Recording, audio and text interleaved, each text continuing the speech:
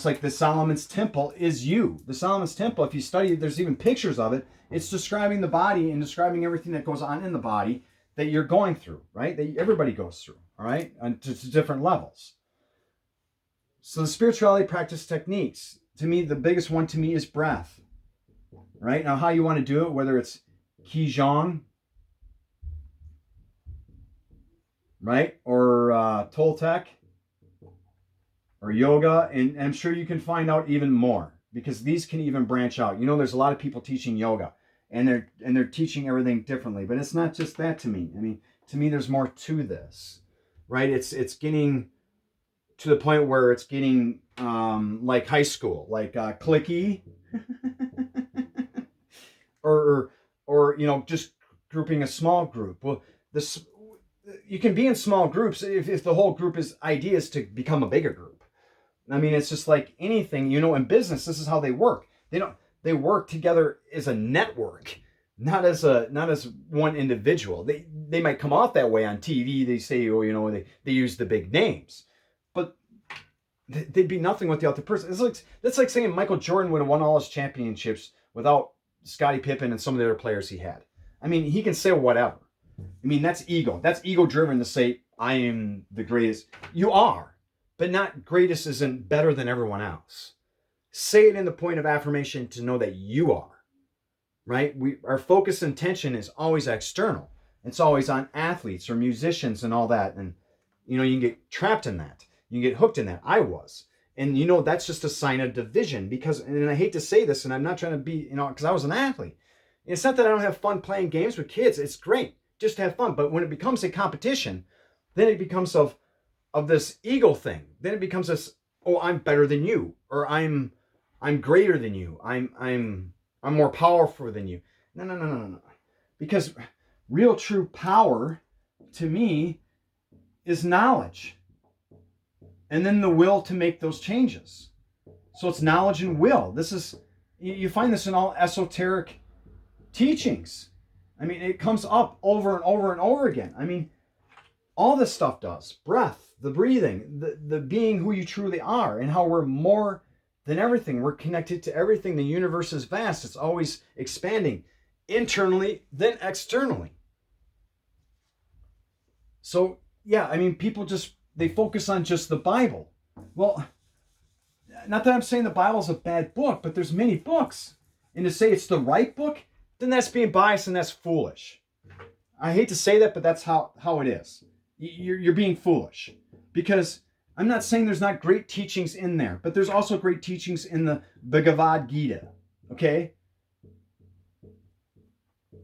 Right? There's great teachings in all these different ones, this is Vedic, right? Which is, to me, the oldest of the oldest if you want to talk about ancient technology when it comes to actual this types of things, because linguistics itself, it leads you back to one. It leads you back to Tamil, right? Well, Tamil is the closest thing to Sanskrit. Okay? The Tamil people, which to me are like the Dravidians. Okay?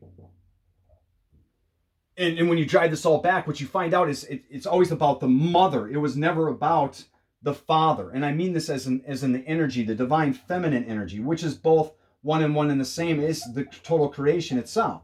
Because it's action. Divine feminine is action. It's creativity. So my creativity does not come from the male side of me. Male side is in somewhat unmovable. It's stationary. All right. So the mother is the realm we work with. The mother is the divine feminine is what should be honorated. And how do I know this? This is a simple observation. Even for myself, I didn't realize if I went through something emotional, and I've gone through a lot in my life, right? I've gone through the divorce. I've gone through a lot of stuff, you know, a lot of fighting for no reason. All right. Because when I went through these things, when I went through the divorce, right, which is a D word, which is always division anyway, it really took a toll on me. But who did I go seek for comfort or to help heal? My mother. And not that I don't love my father. I love my father. But when every man, boy, always goes back to mother for emotional support. Even your father did, right? You see your father's about analytical advice. You don't see your father about emotional. Not that I don't hug my father and I don't love him. Or I don't go there when I want something emotional. He analyzes. He uses man's mind. And not I'm judging, but man's mind to me in that aspect of duality is analytic. Which lytic itself, this end word here is talking about cutting, right? It's always about justification. It's always about I gotta have the reasons why this is happening, or it's just like, well, how can there's so much going on with the whole thing to say one thing is going to do the other. It's all cause like an effect. It's all that duality type stuff, which is divine male and feminine. So we're all man and female within ourselves. Just ourselves. We're in when I said about books, we talk about the books of the Tibetan books, right? The Tibet, right? Their books, the stanzas of Daizan, right? In these, man, you read that in their taking of recording knowledge was we were once androgynous. We were both male and female. In human form, body form. Well, that's interesting. That's not talked in other stuff, right? That's why I say be open-minded to look these other things up. So stanzas of Daizan, even a very good one that helps you even get even real deep into it when it comes to this type of things is the practice of Dokchan.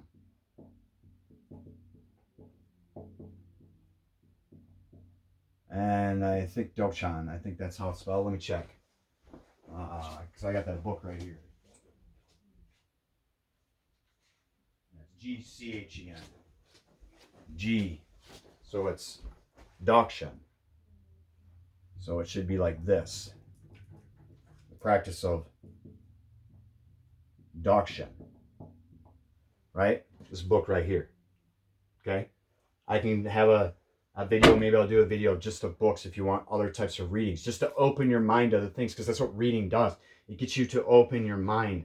So I'm not going to say reading is good. I'm not going to say reading is bad, because some reading is kind of is point of view. So you're trying to get to the books where there is no point of view, no bias.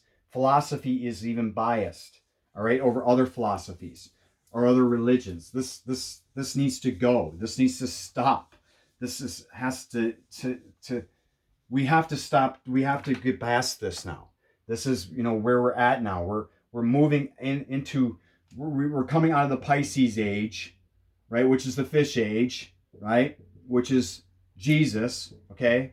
Not judging, but this is why this is, right? And we're going into the Aquarius age, right? Which is about knowing, okay?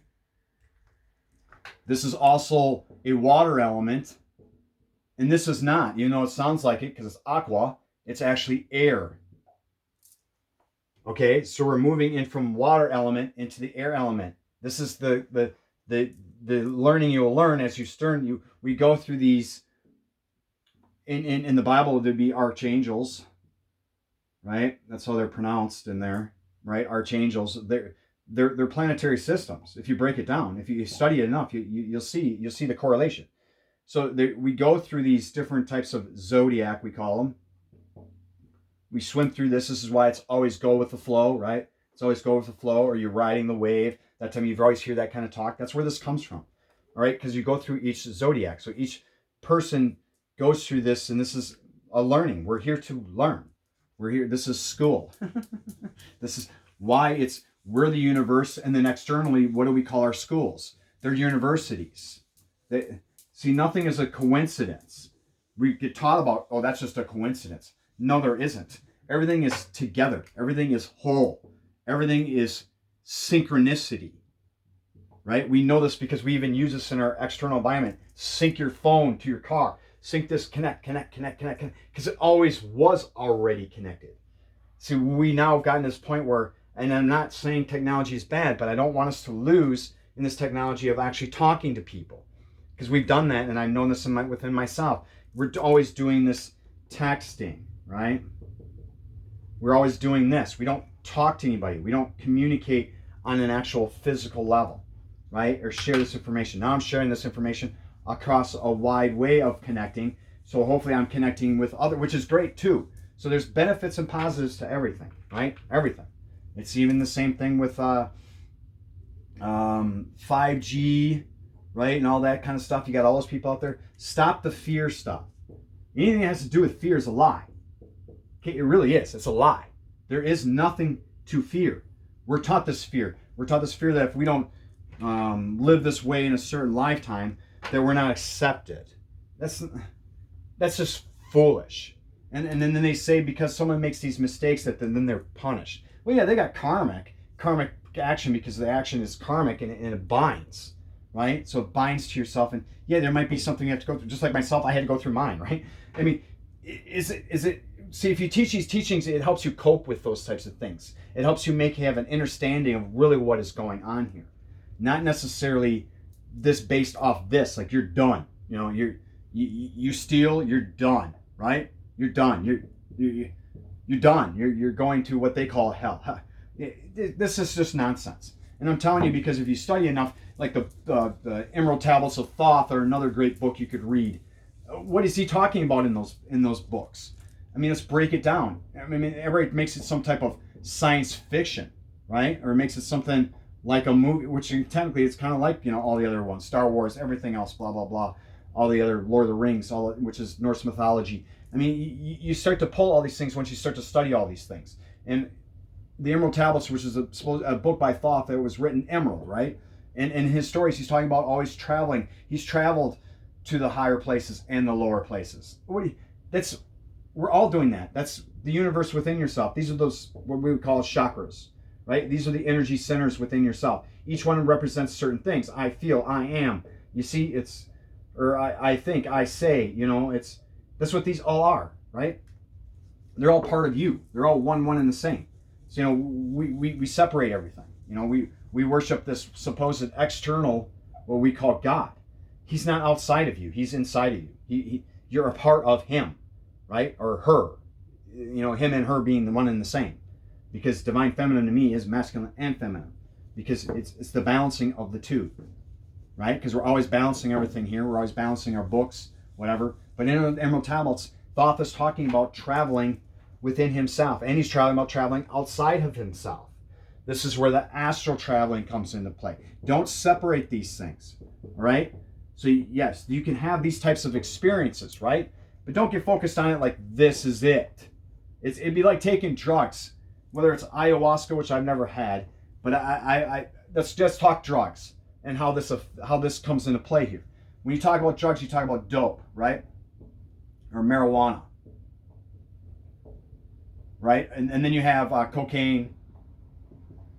Then you have all these pharmaceuticals, which wasn't never my thing. So pharma, which is like farm, right? Farm yourself out.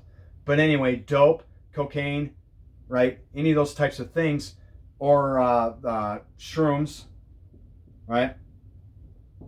These always were done for me to escape the external.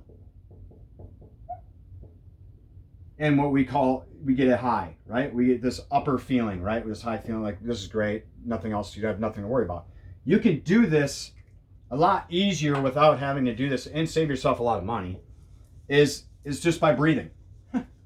I mean, breathing techniques alone, if you work on your breathing techniques, you'll get so high that it's not even funny. All right? It's not. I mean, when you do certain techniques of breathing, you can get yourself into this state of consciousness. This is why these are always called alternate states of consciousness. Because yes, you can have experiences, but don't get trapped on those. Don't get caught in those. I did too, because when I first started doing this, it's like, okay, you have one. It's like, okay, when am I going to have my next one? Or when you really want to have my next, you have like this expectation. Then you realize you're not having it anymore. Well, what's going on here? Right? Until you let those things go. Everything is about letting go. So, I even make shirts about this. I talk about, I think it's, don't know if I'm doing this exact right, but I do love, right? And to, or, no, life, actually, not love. Life. Right. Life. Right? Let go. Right? Intention. What are your intentions? You know? Focus. Right? And this could be energy. This could be, it can be many things. You can break these down into really what it really, to me, what life stands for. Or your mind, what I try to do. I try to let things go. I don't let people, my favorite word to use and phrase I teach people, rent space in my mind. Right? I don't want people in my head. They don't have a right to be there or in myself. We're already connected. You don't need to come into me. Okay? And then create some type of divisional thing. And what I mean by rent space in your mind is that you let others, we're living in this environment with the external, is that these others knows what's best for you. I disagree with that. How do they know? It's like the old story of walking in someone else's shoes. Do you know until you do it? Will you ever be able to actually do that? You're not someone else. It's like knowing, oh, I know him. Well, yeah, you can observe him and you can know what his personality or how he acts or how he feels. Is that truly who he is, though? Because if he's been renting space in his mind, that's truly not him. I mean, he's not acting like a compassionate being, and that's what I mean, because it's compassion. It's past love for me, because love to me is more like to feel love, which is feeling good is just it. Feeling, and people use the word happy. People use, no, just feel good instead of look good, right? It's love to me is an action, because you show it. You show it by say shoveling the neighbor's driveway, giving the woman some flowers, which is even more insight to that if you really want to, a head spinner on that one. It's those types of things. You get those because that's why you feel your mother is always nurturing. She cradles you. She holds you. She supports you. She just gives love unconditionally, or I shouldn't say that word, 'cause, like I said, words are a twist, because there's a twist in everything. It's just given. All right? That's what love, compassion is actually, okay, I've had experiences, not necessarily exactly like them, because you can never have, like theirs, though. Like, for instance, gut aches or sinus infections or those types of things, or, these, what we call disease, right? Which is which is a disconnect from ease, from feeling good, comfortable. But comfortable is a twist word itself. So that's all I'm going to share today. It's a bit, I'm throwing out a lot. Like I said, you can get into these spiritual practices with Qigong, right? Or the G, I'm not even sure if that's a Qigong. It might be a G. It might be Zhong. The twist of the letters is I don't know why. This is what I started with, but I don't remember. I write Kundalini Yoga all the time, because Kundalini is the energy. To me, it's Jesus. To me, it's that type of higher consciousness being. But there's many of them. It's like the Buddha. I'm sorry I'm going on here, but it's like Buddha. People look at Buddha or Buddhism, which is a trap itself. It is enlightened, though. It's not a being. All right, it's not a being. It's maybe someone called him that, but that's not who he truly was. Actually, in the stories, it's Shakyamuni. Okay, and I don't know if I'm spelling this right, but that's Shakyamuni, maybe Shakya with Y in there. But that's what it was. It was Shakyamuni. It was not Buddha. When Shakyamuni became enlightened, they started calling him Buddha. So everybody, sees the things, and it's just like, okay, I'm not to judge, but that's what it's saying in the book. So, okay, we're kind of contradicting what it says. because we're calling this person, this being, Buddha, like it's one individual. No, in these stories, there are many of these individuals. And the more we raise consciousness and vibration to a higher level, the more of these beings are here. Jesus's, Buddha's, Confucius, all these different names of all these different seers, whether it's Gandhi, whether it was the Dalai Lama, whether it's Sadhguru. There's been so many, Yogi Bhajan. There's been so many different types of teachers that are here that affect the level dramatically. And that is what is remembered, is it not? If you want to talk about memory and remembering, to me, that's what we remember. We pay homage to athletes, to people like LeBron James and stuff, not to like William Hoff and what he's acquired within himself and how he's obtained, going through freezing temperatures, or some of these other Buddhists that have gone through fire or been actually set on fire, or shamans walking into fire. Now is that hoo-hoo magic? No, maybe it's because when I started dealing with cold water, yeah, I was a little child, man. I kid you not, I was like curled up in there when I first started doing this with freezing cold water, going, oh my God, like I was a big baby, right? That was the start of it. Now I can step right into the cold water. If it's cold, it's cold. I just deal with it. But is it cold, or is it just my mind saying it's cold? Because I know cold has great health benefits for you. So the spiritual practices even has parts of that. So like the cold showers. So there's so many aspects to this, all right, that you can use. There's so many avenues you have to go. Is one better than the other? Don't worry about those things. Just let your heart lead you. It will lead you to where you need to be, okay? Qigong, Toltec, this is my route, Toltec, which I still use all these still today.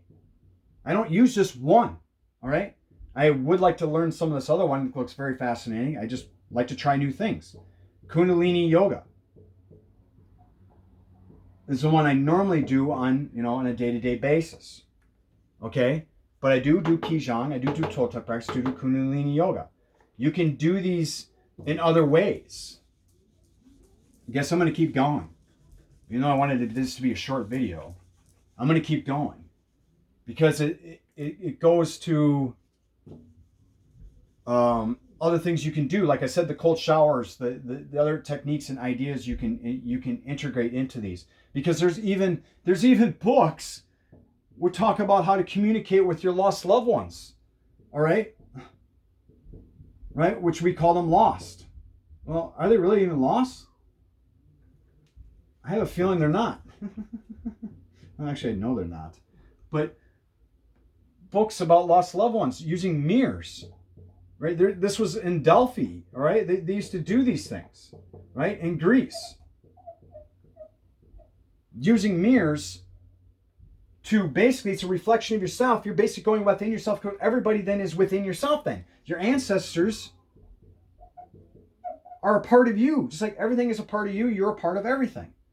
See, there's books on this stuff. We spend most of our time watching TV, watching ourselves movies, shows, and I'm not saying I was a part of them. Man, I used to watch movies like no tomorrow. But then when I started to really get into reading, then I was like, oh my gosh, I'm reading the same thing I already watched. But you're thinking, we're told that these things are they're make-believe. It's not about make-believe. It's about how they're presenting it, how they're using these things as metaphors for teaching you. That's why everything's metaphorically. Everything is fragmented. Because when you start studying, even taking things underneath a microscope, you start looking at things, everything is patterns, right? You see patterns, shapes. This is even in my thing I do, which is my drawing, which is in a way carving. When you actually look down at the paper after you draw and you digitally draw it, you're actually cutting, though you're drawing with this pen and marker on the surface, it's actually cutting in the surface. You know this, and I learned this with coatings, how coatings in film work, and those types of things, how they coalescence, right? Right, coalescence, the closing of the particles. These little particles, it's all about how the gaps in between. Because the tighter these are, the more the surface is not penetrable, right? So when you get these closer together on the surface and you get them to a smooth form, then you can do things like I'm doing right now, wipe them off. Otherwise, that's why if I take this marker and I wrote it on my wall, I'm gonna have a hard time getting it off unless it's done with a certain type of coating. All right? Everything is like that. Everything is built around that as a framework. This is just framework. This is all tools. Spirituality, that's why it was so huge for me when I finally got into it, because I was into being, like I said, raised Catholic. And I'm not judging against Catholics, but to me, this word right here, I mean, it needs to stop, because Christ himself comes from the word cursed, which is in the Egyptian books, all right? Okay? Which to me either represents basically the same thing, Kundalini energy or the spine. Well, everyone has one. To say someone isn't Christian is foolish. It's just absolutely foolish. It's ego, it's biased, it's judgmental, it's power. That's a power trip, but that's not even real power, is it? Because real power to me is knowledge, to know all these things, to know as much as you can possibly. Are you ever going to know everything? No, you're not. I don't know everything, but I continue to keep learning. I continue to keep pushing myself instead of pushing others. I push myself to learn, whether it's cryptocurrency, whether it's all these other things that you don't get involved in because you put this in there. I can't do these things. It always reminds me of the brain, right? Let's just do this. So you got this hemisphere of the brain and this hemisphere of the brain, right? To me, it's almost like this. This is why this is always inside the head. It's the pineal gland, it's the pituitary gland, right? The brain. But it's duality. The brain itself is separated in two hemispheres, so it's already divided, right? But to me, it always reminds me of the characters in the Bible, Cain and Abel. Are you able to do it, or can you do it, or I can't do it? I can't do that. I can't do that. I can't do that. You keep saying you can't do that, but it's surprising what you know. This is not really the truth. If you've seen the people that can walk in fire, go through extreme cold temperatures, extreme hot temperatures, whatever they do, they put themselves in a pretzel-like form, and it's just amazement. Well, how much can we really do? Only because you're not allowing yourself to do it. Whether it needs to happen tomorrow or the next day or whatever, that's the other problem. Because our mind wants to work in these things of like this: past, future. This hasn't happened yet. This is already done. This is why they always teach about being in the now. Being in the now moment.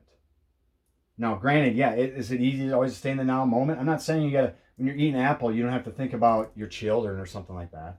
It's not that. All these practices and everything like that are a balancing thing. So you don't have to pressure yourself to say, or you keep pressuring yourself like, or they give you these dates, these fear people, the end of the world people, right? Which is how I started, right? It was a conspiracy about that, which really got me into really starting to look into things. You got these people out there pushing this, and there's still them out there, still talking about whether it's the Inky and Enlil stories of the Sumerians, whether it's the, you guys are, it's a problem where you actually get into things too much, like think too much. You're overthinking. Don't, think, sure, fine, but then let it go. Don't put too much focused attention on these things, because everything when you learn stuff, focus is like the key. It's one of the keys to stay focused. Well, if your attention's on this, it's not going to lead you to where you want to be, right? I mean, your focus doesn't want to be on the end of the world. Your focus is on want to be creating a better world. To me, that if you're talking about external, is to raise consciousness awareness to everybody understand that, for instance, I'll use an example. People that know me, they know my background is chemicals, right? And it's not just chemicals of reading the chemicals, studying the chemicals. It's actually working with them, all right? So when you start playing around with these things, it wasn't even that. When I also realized there's Canuba wax, right? You know this because they like to put it on your car. You get it at the car wash. This people don't realize is in your candy. All right. Well, here's even more truth to this. Canuba wax comes from particular leaves from a tree. Okay. This wax is derived from a tree. From leaves from a tree. They only can pick only so many. There's only so much you can produce. Well, how do you produce more? How is this in almost everything? Why are we having Carnauba wax, something I use for finishing and repairing in people's houses? Why am I using these types of products to finish and repair stuff, and it's in candy or in food? And who knows what else they're putting this stuff into? And I'm sure this is not just the only one. I mean, there's more chemicals than this that you would find. But this one, I'm just using an example.